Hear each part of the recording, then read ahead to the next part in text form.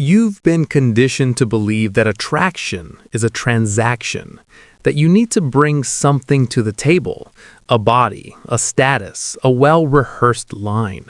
You've been looking at the menu trying to order what you think she wants, but you've never stopped to ask who you are to the person doing the ordering.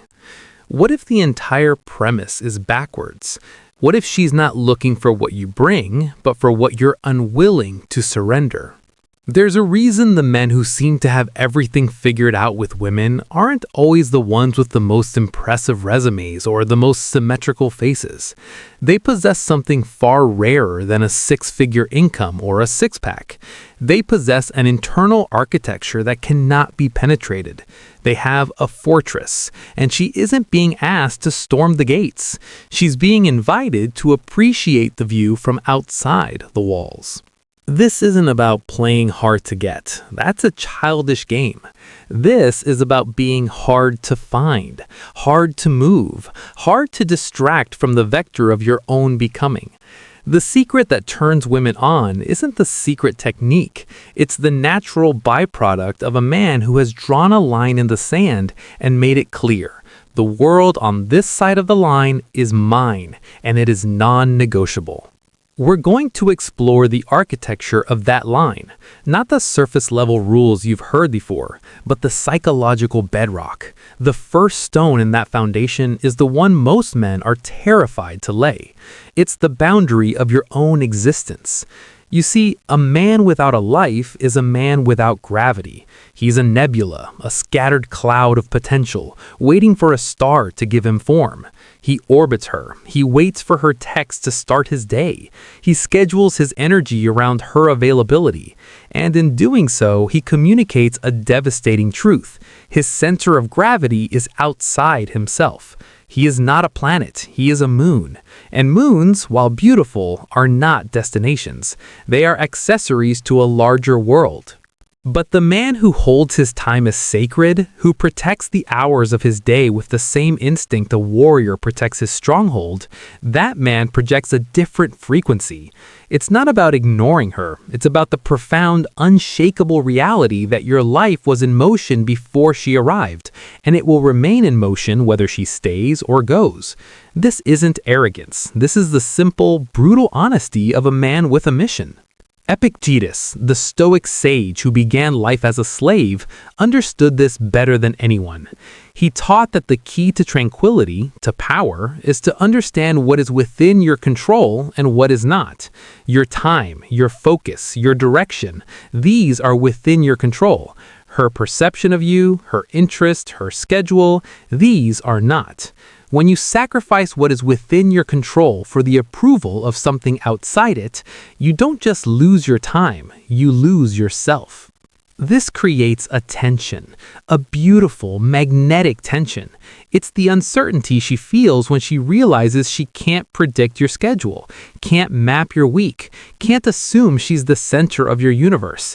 That uncertainty isn't a turnoff, it's a question mark. And the human mind, particularly the feminine mind when encountering a grounded masculine presence, is designed to resolve question marks. She leans in, not because you chased, but because you remained precisely where you were, a fixed point on the horizon. Most men try to prove their value. They advertise, they perform, they make themselves available for inspection. But the man who is already deep in the construction of his own world doesn't need to advertise. His focused absorption in his own purpose is the advertisement. His unavailability isn't a strategy, it's a symptom of a life worth living. And that, more than any smooth talk, is what she feels. It's the difference between a man who is looking for a purpose and the man who is living his purpose. She is evolutionarily designed to seek the latter. He is the sanctuary. He is the stability. He is the unmoved mover in a chaotic world. So the first boundary isn't the rule you impose on her, it's a vow you make to yourself. My time is my territory. My purpose is my priority. She can visit, she can even be inspired by it, but she can never possess it. Because a man who is possessed by a woman has nothing left for her to discover, and the man with nothing left to discover is a man who has already been conquered. This is not about withholding. It's about having something worth withholding. It's the difference between an empty room with a locked door and the private library filled with knowledge you haven't yet shared. She doesn't want the key to an empty room. She wants a glimpse of the library. And that glimpse, that mystery of what you're building when she's not watching, is the most powerful invitation you will ever extend. The second boundary is not drawn in your calendar. It is drawn in your nervous system. It is the line that separates your emotional state from the chaos orbiting around it. And this is where the vast majority of men, even those with full schedules and ambitious goals, are quietly conquered. They are not defeated by her demands. They are defeated by their own reaction to her storms.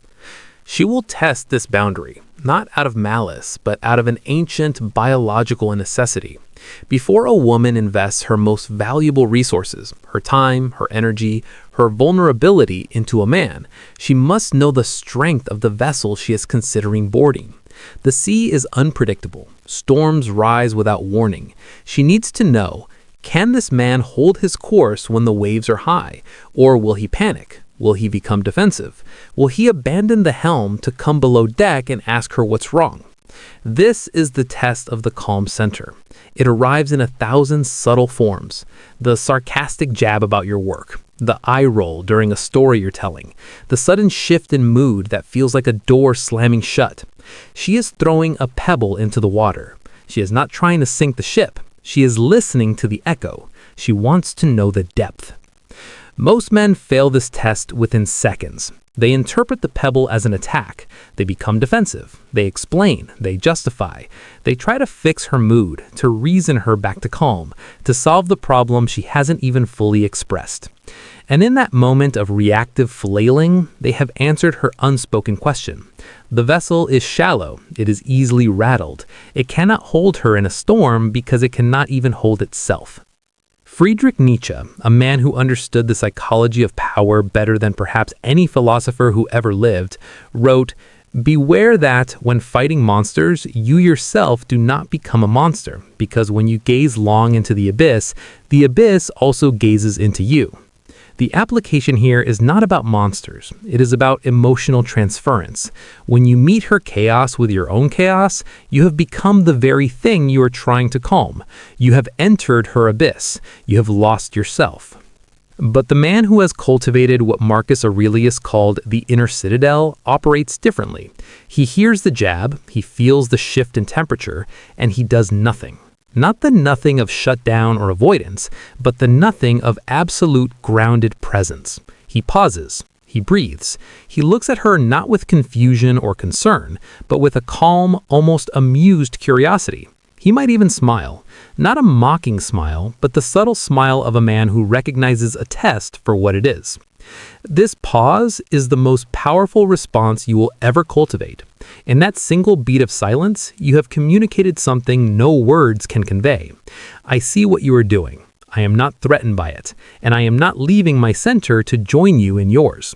You have held your frame. You have refused to become reactive. You have demonstrated the deepest form of strength, the strength to remain still. This is what Seneca meant when he spoke of the wise man being like a rock in the sea. The waves crash against it. They roar, they foam, they threaten. But the rock does not argue with the waves. It does not explain why it deserves to remain unshaken. It simply remains. And in its remaining, it outlasts every storm. The waves eventually tire, they recede, and the rock is still there, perhaps a little smoother, but fundamentally unmoved. When you become that rock, something shifts inside her. The part of her that was throwing the pebble, that was testing the depth, begins to relax. She has found what she was unconsciously seeking. She has found the frame that is stronger than her own. And in the presence of a stronger frame, the feminine does not fight. It yields, it softens, it leans in. Not because you won an argument, but because you refused to have one. You held space for her storm without becoming the storm. You see, the masculine gift is not to fix the feminine emotion. The masculine gift is to remain unmoved by it, providing a shore against which the waves can safely crash. When you try to fix her, you are telling her that her emotional state is a problem to be solved. But when you simply hold space for it, you are telling her that her emotional state is a reality to be witnessed, and to be witnessed fully, without judgment and without panic, is one of the deepest needs of the human soul. So the second boundary is not about building a wall between you and her. It is about building a fortress around your emotional center. It is the vow that says, I will not be pulled from my axis by any external force. When you operate from this place, you are no longer reacting to her tests. You are simply existing as a man so grounded that the tests themselves become irrelevant. She feels this, she respects this, and deep in her subconscious, she thinks, if he can hold himself like this, he can hold me. This leads us to the third boundary, which is the natural evolution of the first two. It is the boundary of articulation, the boundary of how you speak your truth into the world. Because a man can have a full life and a calm center, but if he cannot communicate his reality without apology, without over-explanation, without seeking permission, the fortress has a gate that is always open. Most men dilute their power in the very moment they are trying to express it. They say, I can't make it. I'm so sorry. I have this thing, but maybe I can move it. Is that okay?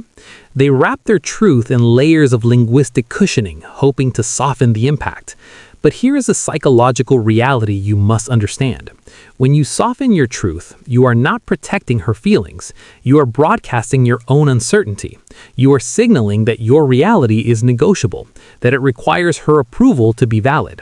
This is the energy of a man asking for permission to exist, and permission-based existence is the opposite of attraction. Compare that to the man who simply says, I won't be there, but let's connect on Thursday. No apology, no justification, no emotional airbags, just the clean, efficient transmission of reality.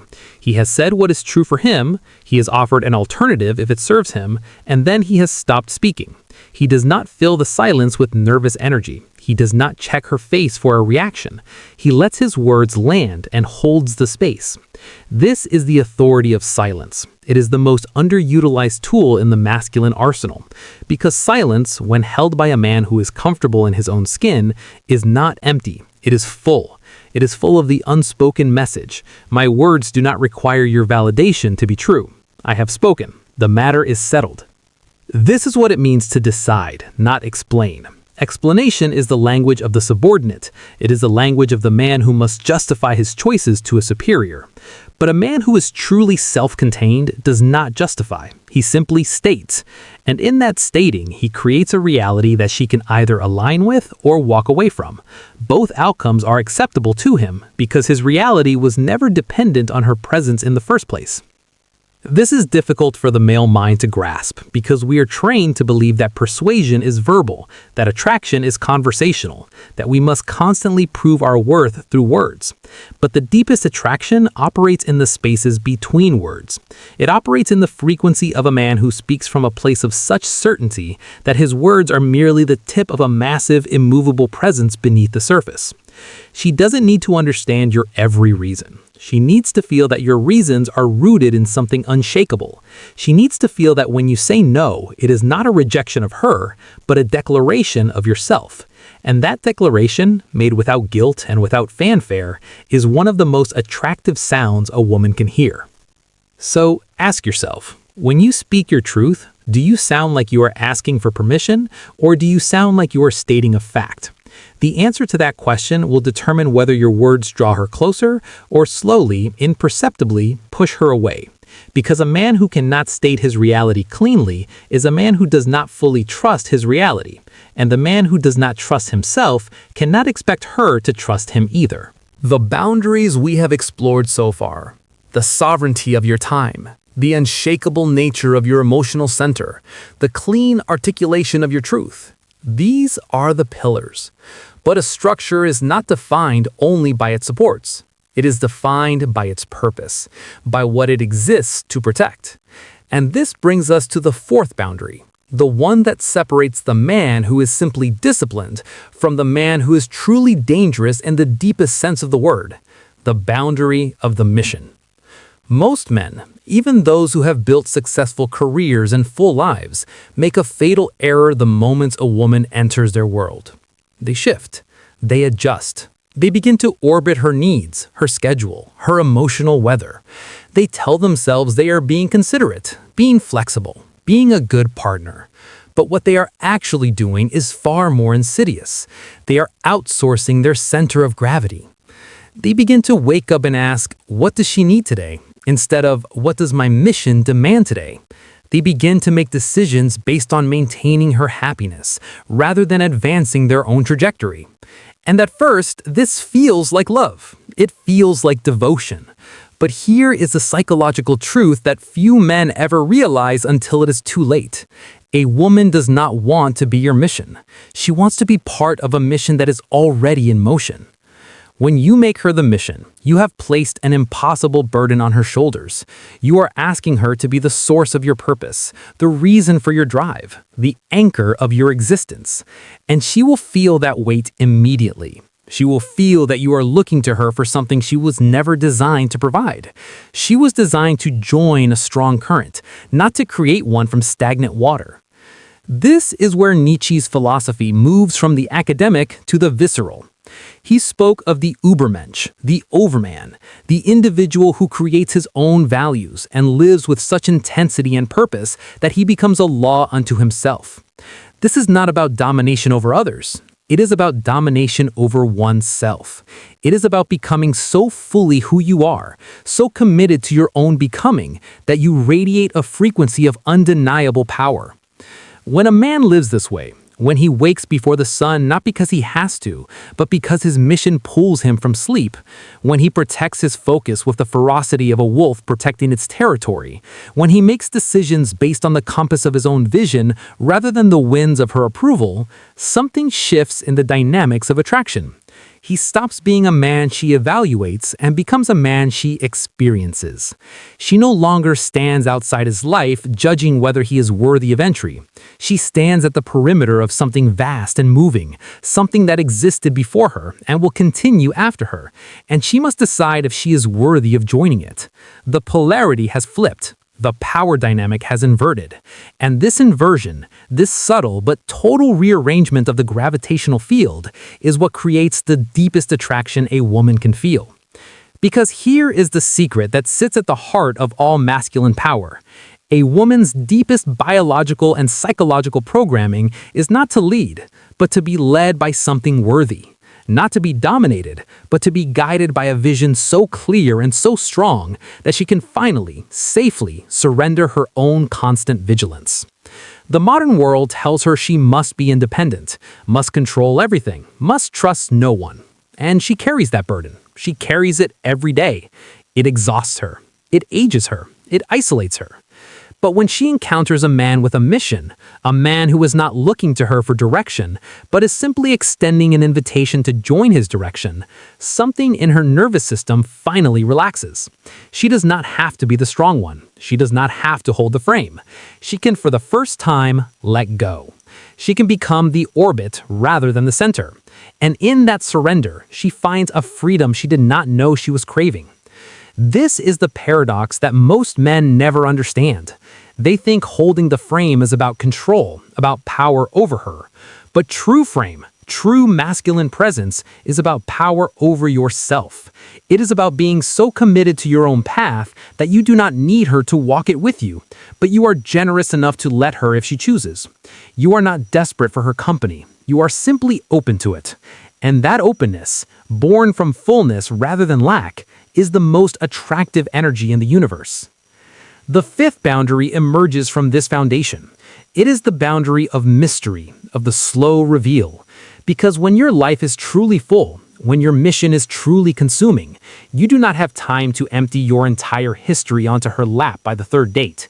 You do not have the need to explain every wound, every failure, every fear. You are not avoiding intimacy. You are simply protecting the depth of your narrative. Most men overshare because they are trying to build connection through information. They believe that if she knows more about him, she will feel closer to him. But this is a fundamental misunderstanding of how feminine attraction operates. Attraction is not built through data. It is built through tension, through the gradual, almost sacred unfolding of a man who is deep enough to have layers. The masculine does not explain itself. It reveals itself slowly over time to those who have earned the right to see it. When you hold back part of your story, not out of fear, but out of intentionality, you create a curiosity gap. She wonders, she leans forward, she asks questions, and in that leaning, she is investing. She is moving towards you rather than waiting for you to move towards her. This is the death of the chasing dynamic. When you protect your mystery, you become the chased. Not because you played games, but because you are genuinely deep enough that a single conversation cannot contain you. You are an ocean, and she has only seen the surface. Her imagination does the rest of the work. And her imagination, once engaged, is the most powerful force in attraction. This brings us to the final boundary, the one that ties all the others together and elevates them into something almost spiritual. It is the boundary of non-need, the complete and total eradication of neediness from your energetic field. A man who does not need her approval, does not need her validation, does not need her presence to feel complete, is a man who has achieved what the Stoics called apatheia. Not apathy in the modern sense, but freedom from the disturbance of passions. He is indifferent to the things outside his control. He wants her perhaps deeply, but he does not need her. And that distinction, that razor-thin line between want and need, is the difference between a man who repels and a man who mesmerizes. When you do not need her, you become a mirror. You reflect back to her a version of herself that is not constantly managing a man's emotional state. She does not have to worry about your feelings when she is honest. She does not have to cushion her truth to protect your ego. She can simply be herself, fully and freely in your presence. And the freedom to be oneself, without the burden of managing another's fragility, is one of the rarest gifts one human can give another. This is what Epictetus meant when he said that the wise man is invincible. Not because he cannot be harmed, but because he does not count as harm the things that are not within his control. If she leaves, it is not harm. It is simply the movement of something external. His center remains. His mission continues. His life was full before her and remains full after her. He is not diminished by her absence because he was never completed by her presence. When a woman senses this in a man, when she truly feels that he would be okay without her, that his world would continue to turn, that his sun would continue to rise, she does not run. She stays. She invests. She commits. Because she has finally found what she has been seeking her entire life. A man who cannot be lost. A man who is already whole. A man who does not need her to complete him, but who chooses her simply because he values her. And that choosing, that free and unforced choice of a complete man, is the most powerful affirmation a woman can ever receive. It is the difference between being needed, which is suffocating, and being wanted, which is intoxicating. So here is what these boundaries ultimately create. They create a man who is not negotiating his worth, because his worth was never on the table. They create a man who is not seeking permission, because his reality was never up for a vote. They create a man who is not begging for presence, because his presence was always complete. And when that man walks into a room, something shifts. Women feel it. Men feel it. The energy rearranges itself around him not because he demands it, but because his center is so strong that it creates a new gravity. He does not chase attraction. Attraction orbits him. He does not seek validation. Validation seeks him. Not because he is arrogant, but because he is real. Because he has done the work. Because he has drawn the lines and held them. Not against her, but for himself. This is the secret that was never really a secret. It was always there, written in the texts of the Stoics, whispered in the philosophy of the ancients, demonstrated in the lives of every man who ever walked through history, leaving a trail of awe behind him. The secret is not how to attract her. The secret is how to become the kind of man who cannot be ignored. And that becoming, that endless pursuit of your own depth, that relentless commitment to your own mission, that unshakable hold of your own center, that is the only game worth playing. She is simply the witness, the reflection, the one who lets you know you are on the right path by her desire to walk it beside you. So now the question is not whether she will respond. The question is whether you will become, whether you will do the work, whether you will draw the lines and hold them, not for her, but for the man you are meant to be. Because when you become that man, you don't have to worry about attraction. attraction will worry about you.